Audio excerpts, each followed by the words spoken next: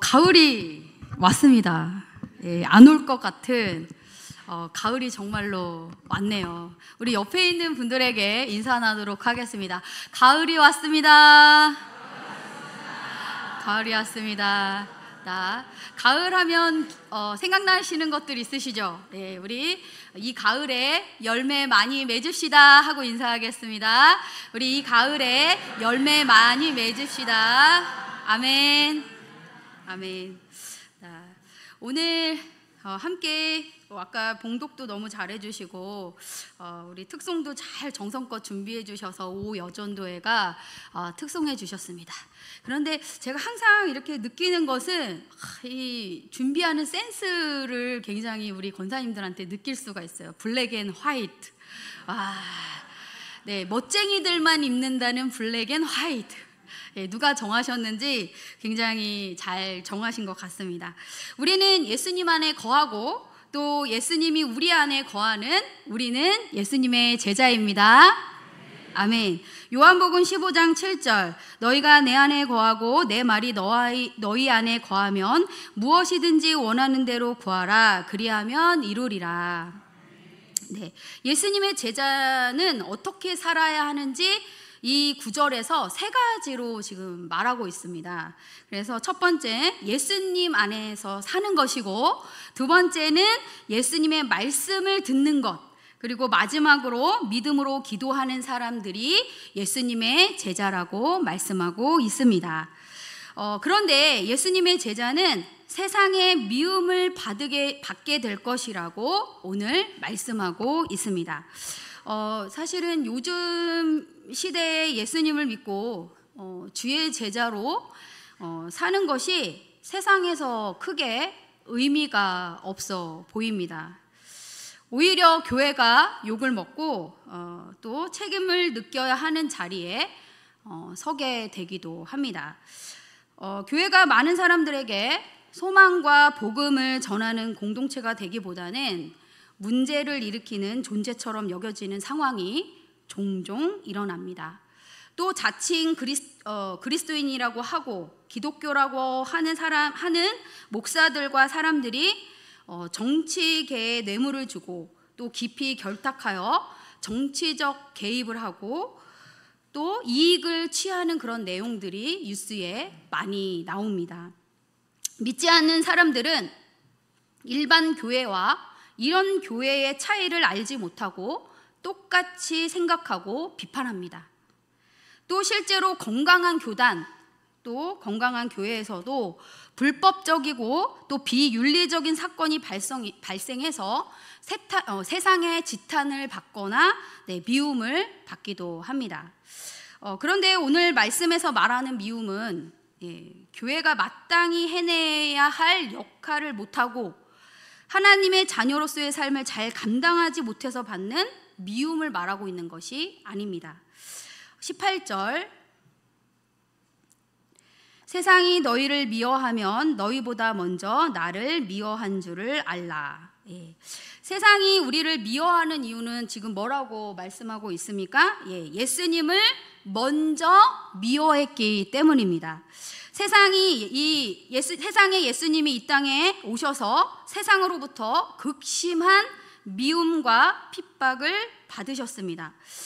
도대체 이렇게 아무 죄도 없으신 예수님을 왜 세상이 그토록 미워하고 증오했습니까? 빛이신 예수님께서 어둠 속에 있는 세상의 죄를 드러내시기 때문입니다. 본질적으로 어둠은 빛을 싫어하게 되어 있습니다. 빛은 어두움을 드러내기 때문입니다. 이렇게 이유 없이 예수님을 미워하는 것은 하나님 아버지를 미워하는 것이라고 오늘 말씀하고 있습니다. 사도행전 23장 11절 그날 밤에 주께서 바울 곁에 서서 이르시되 담대하라 내가 예루살렘에서 나의 일을 증언한 것 같이 로마에서도 증언하여야 하리라 하시니라. 아멘. 예수님께서 바울을 이방인의 빛으로 선택하셔서 그들을 위하여 복음을 전하게 하셨습니다. 바울은 미움을 참 많이 받았습니다. 바울이 세상의 미움을 받은 것은 그가 예수님께 속한 자였고 복음을 전하는 자였기 때문입니다. 가는 곳마다 주의 복음을 전하고 이렇게 많은 사람들이 예수님을 믿고 구원받는 일이 일어나니까 유대인들이 바울을 고발하고 핍박합니다. 심지어 바울을 죽이기 전에는 절대로 먹지도 않고 마시지도 않겠다고 어떻게 해요? 동맹한 사람들이 40여 명이나 있을 정도였습니다. 바울은 복음 때문에 생명의 위협을 느꼈지만 하나님께서 바울에게 담대하게 예수님의 증인이 되어 복음을 전하라고 말씀하셨습니다. 예전에 사역한 교회에서 한 집사님이 이제 늦게 예수님을 만나고 이렇게 구원받은 기쁨으로 은혜를 충만하게 받아서 이제 교회에서 막 이것저것 봉사를 했습니다. 그래서 교사도 하고 여전도회에서 일을 맡아서 했습니다.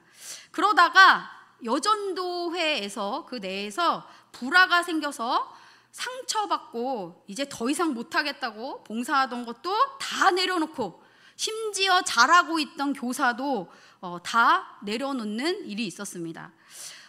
이 집사님이 사실은 그런 상처와 아픔이 회복되는데 상당히 오래 걸렸습니다. 미움받을 용기라는 책이 있습니다. 이 책의 내용은 미움을 받으라는 게 아니라 미움받는 것을 두려워하지 말라는 그런 내용입니다.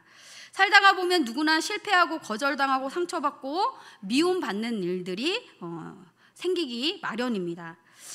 상처도 미움도 받지 않으려면 아무 도전도 또 아무 변화도 하지 않으면 됩니다. 그렇다고 아무것도 하지 않을 것인지 아니면 그럼에도 불구하고 도전할 것인지 우리에게 질문하고 있는 그런 책입니다. 아무것도 하지 않으면 아무 일도 일어나지 않고 미움도 받지 않을 수 있습니다. 이렇게 교회에서 봉사를 하다 보면은 상처받고 원하지 않게 미움도 받게 됩니다. 그래서 간혹 여러 가지 일들을 막 기쁨으로 맡아서 잘 하시던 분들이 아무것도 안 하겠다고 내려놓는 경우가 있습니다. 이렇게 하면 상처받지 않아도 되고 더 이상 미움받을 일도 없겠지만 대신 하나님의 일하심을 경험하지 못하고 믿음의 성장도 더디게 될 것입니다. 힘들고 어렵겠지만 믿음으로 하나님의 일을 감당할 때 하나님의 일하심을 경험하게 되고 또 우리의 믿음도 하나님의 장성한 분량까지 자라날 것입니다. 하나님께 쓰임받는 삶이 얼마나 멋진 삶입니까? 또 그런데 이렇게 일을 하다가 칭찬만 받으면 좋겠지만 하나님의 말씀에 순종하여 봉사하고 복음을 전하다 보면 오히려 세상으로부터 미움을 받을 수밖에 없습니다. 그런데 세상과 별 차이가 없어서 또 세상보다 못해서 미움받지 말고 구별된 백성으로 담대히 복음을 전하다가 미움받는 저와 성도들이 되시기를 주님의 이름으로 축복합니다. 아멘. 19절 너희가 세상에 속하였으면 세상이 자기의 것을 사랑할 것이나 너희는 세상에 속한 자가 아니요 도리어 내가 너희를 세상에서 택하였기 때문에 세상이 너희를 미워하느니라. 또 세상이 우리를 왜 미워한다고요? 우리가 하나님께서 선택하셔서 하나님께 속하였기 때문에 미워한다고 말하고 있습니다. 우리도 처음에는 세상 사람들처럼 죄로 인해 진노의 자녀들이었습니다. 그런데 예수님이 우리를 세상에서 택하셨고 우리는 예수님을 믿고 하나님의 소속으로 바뀌게 되었습니다. 진노의 자녀에서 하나님의 자녀가 됐고 사탄의 종에서 또 하나님의 종이 된 것입니다. 하나님의 자녀가 되었기 때문에 세상이 우리를 미워하고 핍박하고 박해하는 것입니다. 우리가 세상에 속하였으면 세상이 우리를 어떻게 하겠습니까? 우리를 사랑했을 것입니다. 그러나 우리는 세상에 속한 자가 아니라 예수님께 속한 자들입니다. 예수님께서 세상에서 우리를 택하셨기 때문에 세상이 우리를 미워하는 것입니다. 미움을 받아본 적이 있으십니까? 네. 감사합니다. 대답해 주셔서. 네, 이렇게 저렇게 경험이 있으실 것입니다. 저도 사랑을 분에 넘치게 많이 받는 사람이지만 미움을 받기도 합니다. 제가 많이 부족해서 미움을 받기도 합니다. 또 이유 없이 그냥 미움을 받기도 합니다. 네. 싫은데 이유가 없다고 그냥 싫다고 말하는 사람도 가끔 만납니다. 그런데 때로는 하나님의 뜻을 따라서 살다 보면 이해되지 않는 상황에서 미움을 받기도 합니다. 이럴 때 속상하고 마음이 많이 아픕니다. 그러나 이런 일을 통해서 우리의 죄를 대신해 십자가 지시고 미움 받으셨던 예수님을 깊이 묵상하게 됩니다. 그러니까 예수님의 마음, 하나님 아버지의 마음을 너무 알게 되는 것이지요. 그런데 가끔 항상 미워하는 대상이 있어야 하는 사람들이 있습니다. 일명 희생양을 두는 거예요. 이런 사람은 가정에서도 회사에서도 또 교회에서도 자기가 속해 있는 곳에서 미워하고 화풀이할 대상을 찾는 사람들입니다. 이렇게 할 때 잠깐 속은 시원할지 모르겠지만 하나님께서는 정말 기뻐하시지 않습니다. 혹시 자기 안에 있는 것들이 미움을 만들어내고 있지는 않습니까? 이런 마음을 잘 다스려지지 않는다면 하나님께 나아가 이 미움의 마음을 만져달라고 고쳐달라고 기도하시기 바랍니다. 아멘. 오늘 저희 수요일에 저희는 교육자 구역 예배를 드립니다.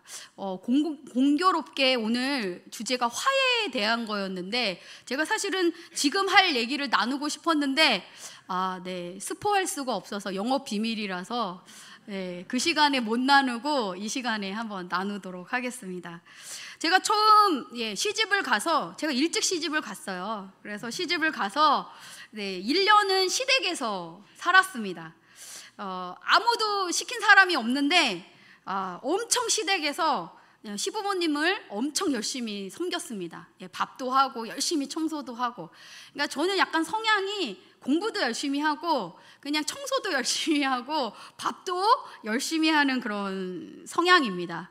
제가 얼마나 열심히 하는 사람이냐면 제가 첫 아이를 낳는 날 아침에도 아침밥을 했습니다. 배가 이렇게 만삭이었는데도 제가 밥을 했습니다. 처음에는 기쁜 마음으로 했는데 점점 모든 집안일이 저의 일처럼 당연시되고 또 가정의 결정들이 제가 어리다고 그랬잖아요. 그러니까 저하고는 의논 없이 되어지는 일들이 자꾸 반복되니까 마음에서 시어머니가 미워지기 시작했습니다. 너무 이렇게 뭐든지 결정할 때 저는 모르고 나중에 알게 되는 거예요. 그러니까 그게 너무 속상하더라고요.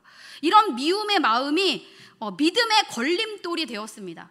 저는 그때도 그리스도인이었거든요. 그러니까 어떻게 해요? 하나님께 나아가서 기도하는 거예요. 하나님, 기도할 때마다 이 미워하는 마음을 다루어 달라고 기도했지만 비슷한 상황이 되면 마음이 다시 어려워졌습니다.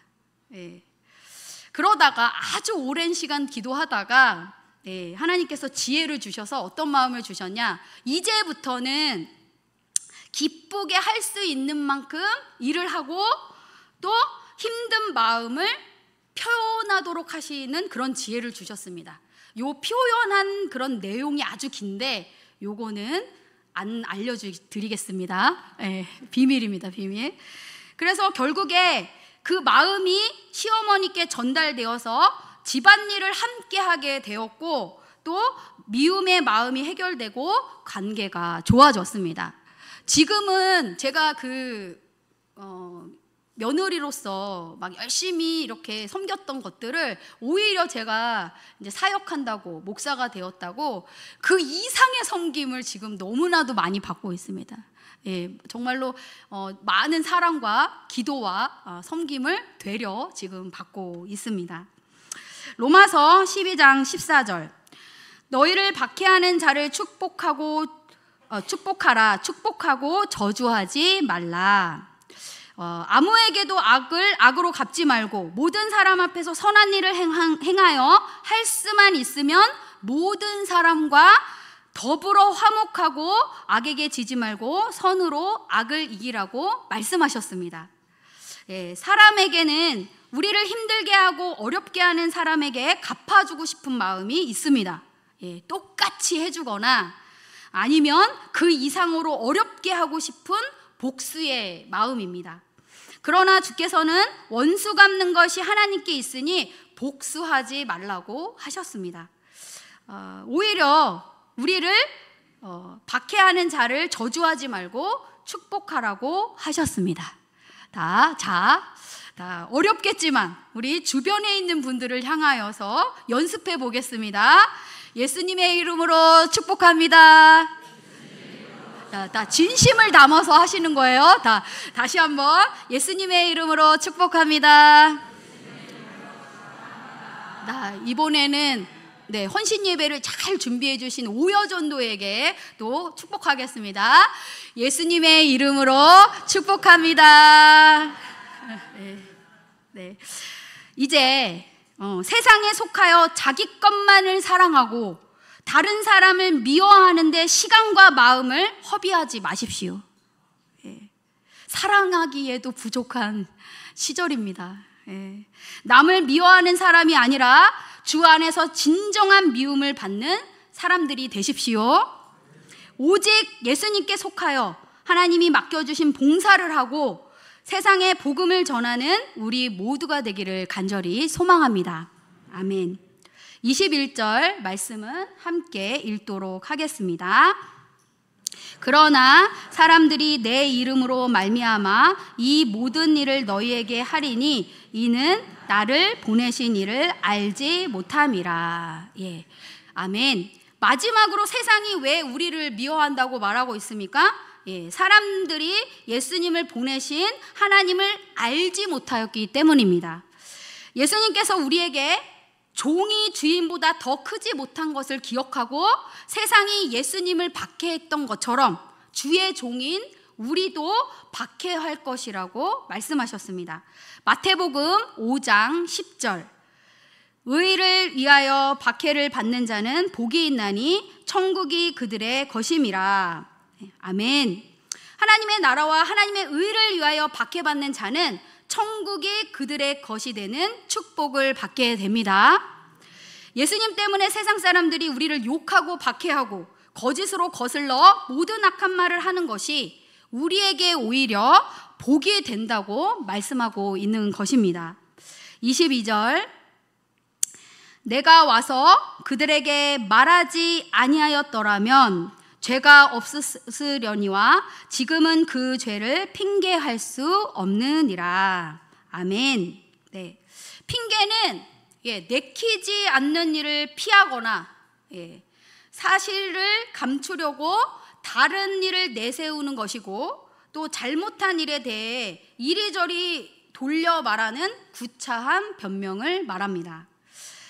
예수님께서 오셔서 그들에게 말씀하시지 않고 십자가를 지시지 않으셨다면 그들에게 죄가 없겠지만, 우리에게 죄가 없겠지만 지금은 그들이 예수님을 보고 또 예수님을 통해 하나님 아버지를 보았기 때문에 그 죄를 핑계할 수 없다고 말씀하십니다.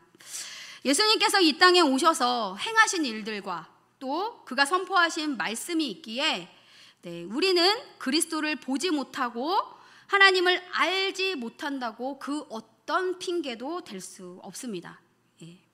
세상 사람들도 마찬가지입니다. 예수 그리스도께서 실제로 자신을 드러내셨고 또 예수님의 제자들을 통해서 또 하나님의 교회를 통해서 계속해서 하나님의 복음이 전해지고 있기 때문에 자기들은 알지 못했다, 또 듣지 못했다라고 핑계할 수 없다는 것입니다. 26절 말씀 함께 읽겠습니다. 내가 아버지께로부터 너희에게 보낼 보혜사 곧 아버지께로부터 나오시는 진리의 성령이 오실 때에 그가 나를 증언하실 것이요 너희도 처음부터 나와 함께 있었으므로 증언하느니라. 왜 또 핑계할 수 없냐? 하나님께서 보혜사 진리의 성령님을 보내주셔서 예수 그리스도를 증언하게 하셨기 때문입니다. 그래서 더 이상 우리는 예수님을 보지 못했다, 알지 못했다 핑계할 수 없다는 것입니다. 이렇게 예수님을 증언하시고 또 하나님의 사람들이 삶을 걸고 지금까지 주 예수 그리스도를 세상에 증언하고 있기 때문이에요. 계속 그 복음이 전하여져서 결국에 이 자리에 있는 우리한테까지도 전하여져서 우리가 그 복음을 듣고 구원받은 줄 믿습니다. 아멘. 또 우리는 그래서 진리의 성령님의 도우심으로 담대히 세상 가운데 예수 그리스도를 증언하는 우리 모두가 되기를 간절히 소망합니다. 아멘. 말씀을 마무리하겠습니다.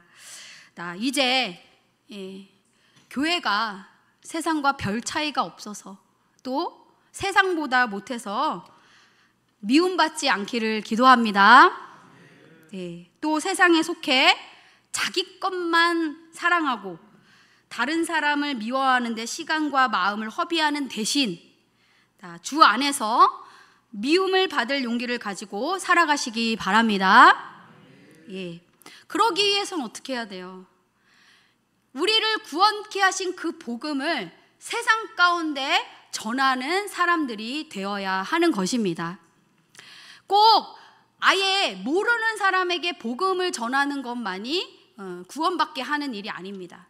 우리의 주변에는 많이 있습니다. 이뤄진 영혼들이, 또 믿음을 잃은 사람들이, 여러 가지 이유로 그런 사람들에게 정말로 미움받을 용기를 가지고 나아가 복음을 전하여 주께 돌아오게 하고 구원받게 하는 그 귀한 일에 쓰임받는 우리 모두가 되시기를 주님의 이름으로 축복합니다. 아멘. 또 오 여전도회가 오직 예수님께 속하여 하나님이 맡겨주신 봉사를 하고 또 보혜사 성령님으로 세상에 복음을 전하는 우리 모두가 되기를 간절히 기도하겠습니다. 아멘. 기도합니다.